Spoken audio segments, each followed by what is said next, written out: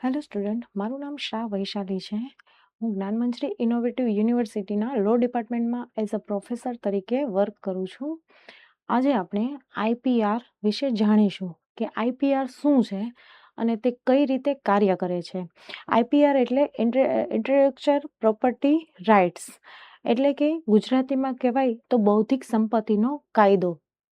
બૌદ્ધિક સંપત્તિનો કાયદો કયા રીતનો કાયદો છે તેના વિશે આપણે જાણકારી મેળવીશું કે બૌદ્ધિક સંપત્તિનો કાયદો એ માનવ દ્વારા નિર્મિત થયેલો, એટલે માનવના વિચારો દ્વારા નિર્મિત થયેલો જે વસ્તુ છે એ વસ્તુનું રક્ષણ કરવા માટે આ કાયદો વિકસાવવામાં આવેલો છે. કે માનવ ઘણી પ્રકારની રચના કરે છે, તે બધી રચનાનું રક્ષણ એ આ કાયદા દ્વારા કરવામાં આવે છે.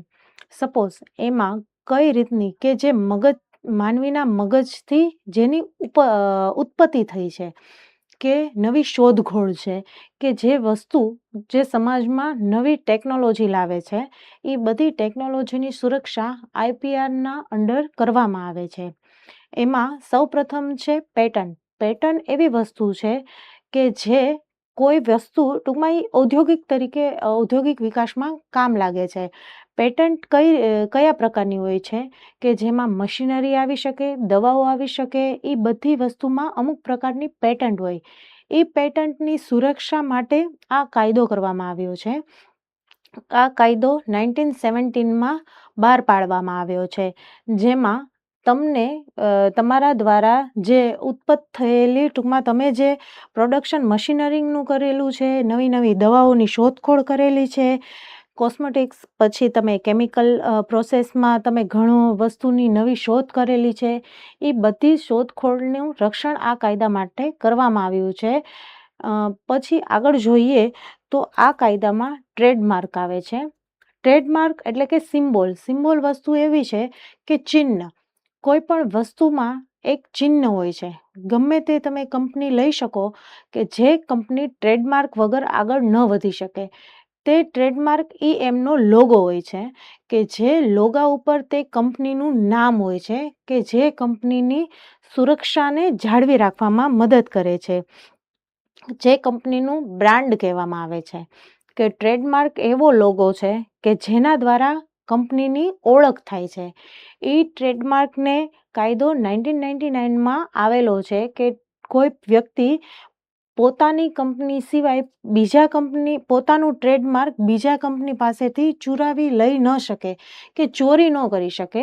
પોતાનું ટ્રેડમાર્ક એને અલગ જ રાખવું પડે કે કોઈ પણ સિમ્બોલ, જો આ કંપની સારી એવી ચાલે છે, હું પણ આ વસ્તુ જ પ્રોડક્ટ બહાર પાડું છું, પણ મારે હવે આનો સિમ્બોલ જોઈએ છે, તો એ એવી રીતે કોઈ પણ કંપનીનો સિમ્બોલ ન લઈ શકે. તેના માટે આ આઈપીઆર એક્ટ છે કે જે તમે ભંગ કરો તો તેના બદલ તમને સજા આપવામાં આવે છે. હવે છે કોપીરાઇટ્સ. કોપીરાઇટ કઈ રીતે છે કે તમે કોઈ પણ વસ્તુ, બુક બહાર પાડેલી છે, કોઈ પણ સોંગ બહાર પાડેલું છે, કોઈ પણ મૂવી તમે માનવ ક્રિએટિવ તમારા આઈડિયા દ્વારા તમે બહાર પાડેલું છે સમાજમાં, એ સમાજમાં આ વસ્તુ તમે મૂકેલી છે જેના રાઇટ્સ તમારી પાસે છે. સપોઝ કે મેં કાંઈ સોંગ બહાર પાડેલું છે, કે તમે કોઈ પણ જાતની નોવેલ બહાર પાડી છે, તો એ નોવેલના કોપીરાઇટ તમે તમારા નામે લીધેલા છે. હવે કોઈ બીજો પર્સન તે વસ્તુની, ટૂંકમાં તે જ નોવેલને બીજા પ્રકારે બહાર પાડી અને એમાં બધી ડિટેલિંગ એના નામે રાખી અને તમારું રાખે છે, તો એ કોપીરાઇટનો ભંગ બદલ તેને સજા આપવામાં આવે છે કે તેને તમારા કોપીરાઇટની ચોરી કરી છે, તેના માટે તેને સજા આપશે. કે ભાઈ કોપીરાઇટનો ભંગ કરવા બદલ 1957માં કાયદો બન્યો છે અને આ કાયદાનો ભંગ કરવા બદલ તમને કાયદાકીય રીતે સજા મળે છે. હવે ગમે તે સોંગ હોય, સપોઝ તમે કોઈ પણ અત્યારે જાઓ તો મૂવી સ્ટુડિયોમાં જાઓ કે ગમે ત્યાં જાઓ, તો એ મૂવીનું ડબિંગ હોય છે, તો એ મૂવીનું ડબિંગ તરીકે કોઈ પણ સાઇટ ઉપર મૂકવામાં આવે છે. હવે આ ફ્રોડની સાઇટ છે, આ સાઇટની સાબિતી મળે એટલે એના ઉપર ફ્રોડનો કેસ થાય છે કે આ મૂવી જે બનાવેલા છે ડાયરેક્ટર તેણે બહાર નથી પાડેલું, તમે તમારી જાતે ડમી મૂવી બનાવી અને બહાર પાડેલું છે. એવી રીતે પાયરસી સોંગની પણ થાય છે કે ડમી સોંગ બને છે. ઘણી બધી સીડીઓ છે જે પાયરસી તરીકે બહાર પડે છે કે ઓરિજિનલ સીડી ની જે કિંમત છે તેનાથી સાવ ઓછા ભાવે તમારી સીડીનું વેચાણ થાય, તે માટે તમે પાયરસી તરીકે તમે કોપીરાઇટ કરો છો, તે ગીતની તમે ચોરી કરો છો અને જેના લીધે તમે ઢગલો કમાવો છો. અને જેના ઓરિજિનલ જે કોપીરાઇટ જેના હાથમાં છે એને પોતાને ઘણું નુકસાન જાય છે. તેના માટેનો પણ આ કોપીરાઇટનો કાયદો ઘડવામાં આવેલો છે અને આ કાયદો 1957માં આવેલો છે, જેના લીધે જેના ભંગ બદલ તમને કાયદાકીય રીતે સજા આપવામાં આવે છે. હવે છે ડિઝાઇન રજિસ્ટ્રેશન. ડિઝાઇન રજિસ્ટ્રેશન શું છે કે એક એવું વસ્તુ છે, માર્કો છે કે જે કલર ઉપર કામ કરે છે કે તમારી ડિઝાઇન કઈ રીતની છે, તમારા લોગોની ડિઝાઇન કઈ રીતની છે, તેમાં કયા રીતના કલર છે, તે રીતનું કામ કરે છે.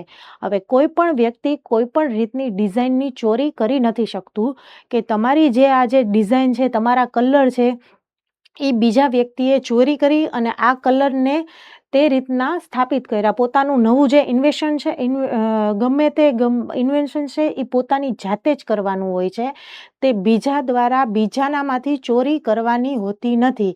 આઈપીઆર એક્ટ મુજબ અથવા આ બધા કાયદામાંથી કોઈનો ભંગ કરે તો બદલ તમને સજા મળે છે. એટલે બૌદ્ધિક સંપત્તિનો કાયદો એવો છે કે માનવનો જે વિકાસ, ટૂંકમાં માનવ જે વિચારે છે, જે કરે છે, જે વસ્તુનું ઇન્વેન્શન કરે છે, જેની શોધખોળ કરે છે, એના ઉપર તે પોતાના કોપીરાઇટ્સ ધરાવે છે. આ કોપીરાઇટ્સનો ભંગ બદલ તેને અલગ અલગ પ્રકારની સજા આપવામાં આવે છે. હવે જોઈએ તો આઈપીઆર કઈ રીતે વર્ક કરે છે, બરોબર, એની કાર્ય કરવાની પ્રક્રિયા શું છે, કે તે કઈ રીતે કાર્ય કરી શકે કે જેના લીધે વ્યક્તિ પોતાની સંપત્તિને, પોતાની જાળવણીને કરી શકે છે, બરોબર. તો એની નોંધણી કરવી પડે. આઈપીઆર એક્ટ મુજબ તેની નોંધણી કરવી પડે કે સપોઝ તમે તે કોઈ પણ વસ્તુનું ઉત્પાદન, પહેલા તો પ્રથમ મહત્વનું છે કે તમે આ વસ્તુનું ઉત્પાદન કર્યું, તો તમે એ વસ્તુનું જે ઉત્પાદન કરેલું છે એની આઈપીઆર એક્ટમાં, બૌદ્ધિક સંપત્તિના કાયદામાં જે એની નોંધણી કરાવવી ફરજિયાત છે, તો તમે તે વસ્તુની નોંધણી કરાવી, તો તમે નોંધણી કરાવો એટલે તમારા કોપીરાઇટ તમારી પાસે આવી જાય. હવે તમારી કોપીરાઇટ તમારી પાસે આવે એટલે તમારે ક્યાં જવાનું નોંધણી કરાવવા? પેટન્ટ ઓફિસમાં જવાનું નોંધણી કરાવવા માટે, કે જ્યાં તમને તમારી પેટન્ટની નોંધણી કરે છે. પછી તેમાં ટ્રેડમાર્ક રજિસ્ટ્રેશન થાય છે અને કોપીરાઇટ ઓફિસર પાસે પણ જવાનું કોપીરાઇટના કાયદા માટે કે ભાઈ મને કોપી ન થાય, મારા ટ્રેડમાર્કને કોપી ન થાય, એ માટેનું મારે રજિસ્ટ્રેશન કરવું છે. તો એના માટે તમારે પહેલા પ્રથમ તો નોંધણી કરવી ફરજિયાત છે. પછી છે તપાસ.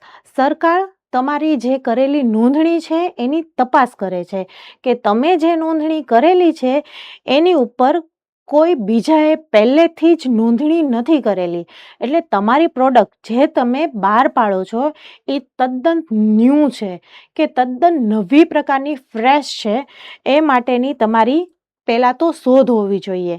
પછી બીજી તપાસ એ રીતની કરે છે કે પહેલેથી તે વસ્તુની નોંધણી થયેલી હોય કે નહીં, એ બધી વસ્તુની તપાસ ત્યાં બીજા સ્ટાન્ડમાં લેવાય છે કે હવે કાયદાના નિયમ મુજબ કે તમારું જે આ વસ્તુ તમે બહાર પાડેલી છે એની કોઈ બીજી કોઈ કોપી છે નહીં, તમારો આઈડિયા ફ્રેશ છે, તમે જે વસ્તુ આપો છો જેમાં મ્યુઝિક આવી જાય, વિડીયો આવી જાય, તમારી પોતાની બુક આવી જાય, લિટરેચર તરીકે તમે જે પણ વસ્તુ આપો છો તે એકદમ ફ્રેશ આપો છો, કે તમારા નામની કે તમારા નામ ઉપર તમે જે આપો છો એ બીજાના કોઈના નામ ઉપર રજિસ્ટ્રેશન નથી, કે લોગો હોય છે તો આવો લોગો બીજા કોઈ પ્રકારનો છે નહીં, તો જ રજિસ્ટ્રેશન માન્ય ગણાય છે, કે આવું રજિસ્ટ્રેશન હોય ને તો જ માન્ય થાય છે. પછી તમારે કોપીરાઇટનું છે કે કોઈ વ્યક્તિ આનો માલિક છે નહીં ને, તમે જે આપેલું છે એનો માલિક છે નહીં. હવે કોઈ વ્યક્તિ તમે જે પ્રોડક્ટ બહાર પાડેલી છે એનો નવો માલિક આવે તો તમે શું કરો? તો તમે તમારો કેસ લઈ અને કોપીરાઇટ તમારો કેસ કોર્ટમાં લઈ જાઓ કે ભાઈ મારા કોપીરાઇટને આ વ્યક્તિએ ચોરી લીધા છે, લઈ લીધા છે. હવે મારે કોપીરાઇટ માટેનો મારે આમના ઉપર કેસ કરવો છે. અથવા તો તમારું બ્રાન્ડ જે છે એને કોઈ વસ્તુ ચોરી લઈ અને એને બીજા બ્રાન્ડ ઉપર માઇનોર ડિફરન્સથી વેચે છે અને તમારી બધી કમાણી એ લોકો પાસે જતી રહી છે. હવે તમને તમારા નાણાકીય નુકસાન બદલ પણ તમને પે કરવામાં આવે કે હવે મારે શું કરવું, મારે આ રીતે મારું નુકસાન થયેલું છે, મારે નાણાકીય પ્રોબ્લેમ આવેલા છે, તો તમે આ રીતના કેસ કરો અને તમારી જે નુકસાન છે એની ભરપાઈ પણ કરી શકે છે. અને તેને જે નવી નકલ ઊભી કરી છે તેને રોકવાનો પણ પ્રયાસ કરવો પડે.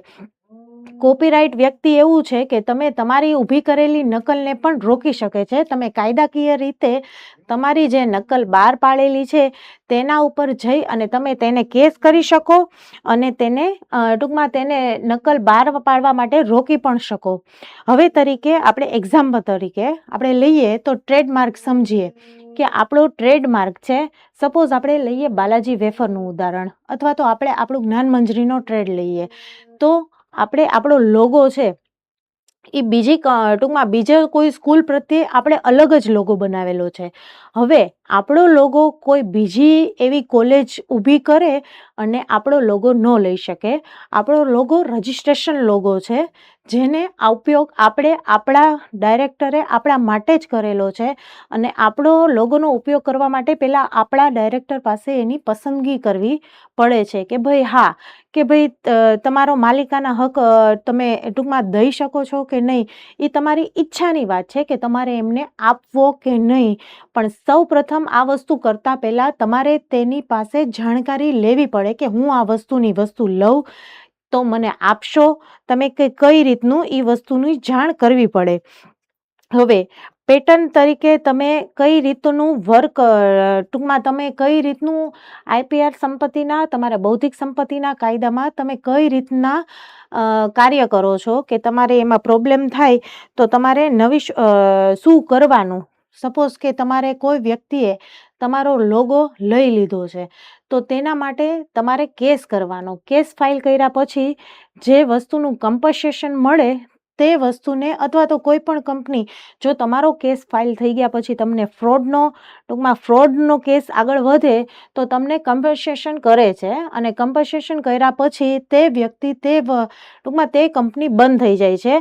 બંને કેસમાં જે જીતે છે ટૂંકમાં તમારી પાસે સારા એવા દલીલ હોય છે, તમારી પાસે તમારું રજિસ્ટ્રેશનનું ફોર્મ ને બધું હોય છે, તો તમે તે કેસ જીતી શકો છો અને તમારા કોપીરાઇટ તમારી પાસે રહે છે અને તમારા ચોરેલા કોપીરાઇટ્સને તમને આપવા બદલ તમને કમ્પન્સેશન પણ કરે છે. હવે કોઈ વ્યક્તિ પોતાનો અધિકાર આપવા કે નહીં એના માટેની ખાસ નોંધણી કરે છે કે કોઈ વ્યક્તિ પોતાની પાસે પોતાનું મ્યુઝિક, સપોઝ તમે તમારું મ્યુઝિકને વેચો છો તો તમારા મ્યુઝિક બદલ તમને શું ફાયદો મળે છે તે વિશેનું પહેલાં તમે જાણકારી લ્યો છો કે ભાઈ મેં આ મ્યુઝિક મારી રીતે ક્રિએટ કર્યું છે, હવે મારે આ મ્યુઝિકને વેચવું છે, તો વેચવા માટે તમે અમુક પ્રકારનું નાણાકીય તમે રકમ આપો છો કે મારે આ મ્યુઝિકના બદલ મને આ વળતર જોઈએ છે. હવે તમે તમારી સ્વેચ્છાએ તમારા કોપીરાઇટ તેમને આપ્યા તો તમે તમારી સ્વેચ્છાએ આપેલા વસ્તુ છે, તેના માટે કોઈ કાયદો નથી. આ કાયદો એના માટે છે કે તમારી ઈચ્છા વિરુદ્ધ આ વસ્તુ થાય છે. તમે તમારા કોપીરાઇટના આપવા બદલ તમે નાણાકીય વસ્તુ અથવા તો તમે બીજી રીતે કોઈ પણ રીતે ફાયદો લ્યો છો તો એના માટેનું આ વસ્તુ નથી. આ વસ્તુ નાણાકીય રીતે તમને એનો લાભ